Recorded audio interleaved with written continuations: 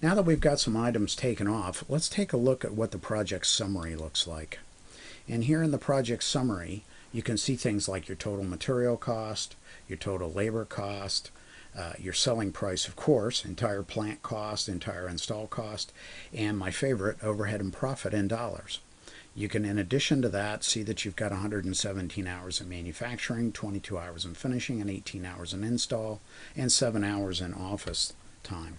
And if we scroll down a little bit, you can see the details of that one alternate that we added to the project.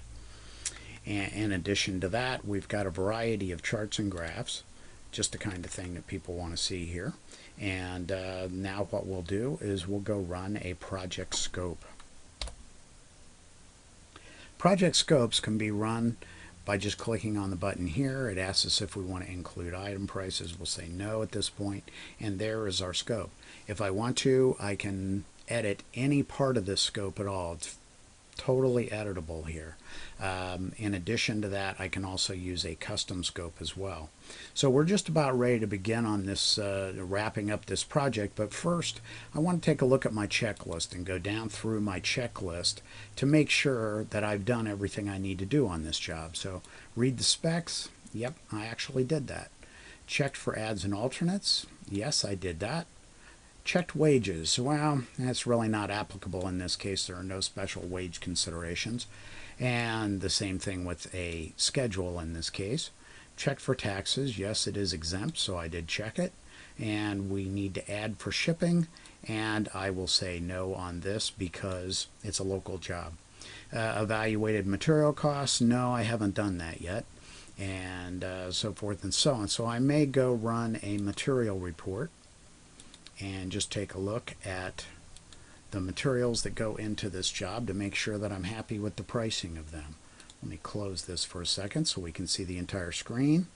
And here you can see a list of all the materials and their quantities required for this entire project. And one of the things I like to do is go to the total cost column and sort it.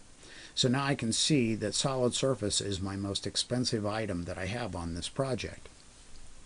And I can go right down through my unit costs and make sure that I'm happy with the unit cost of all my materials.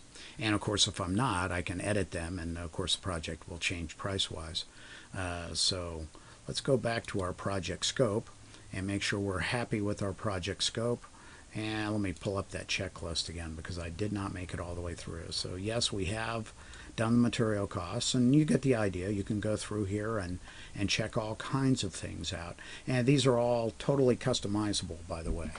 So now what we're going to do is we're going to set up a bid letter, and we'll go to our bid letter area.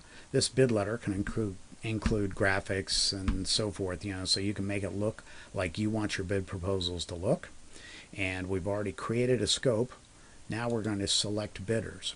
And so I just select bidders, and I'll say we're going to send a bid letter to that person, and we're going to send a bid letter to that person, and maybe we're going to send a bid letter to this person as well. So we've got 3 people that we're sending bid proposals to, and we go to set up our bid letter.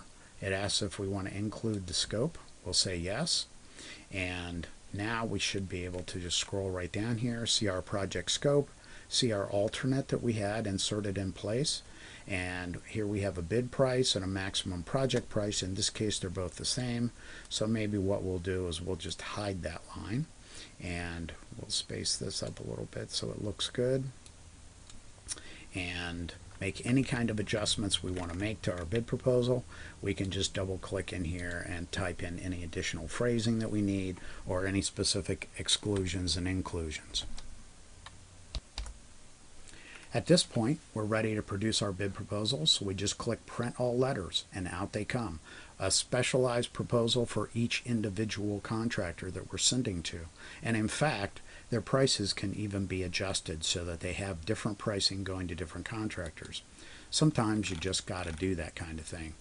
And if I go in here into project setup, for instance, I can go to my customer adjustments. I can see that I've got 3 different customers here, and Plunder Construction gets a 10% higher price than Quick and Dirty Developers.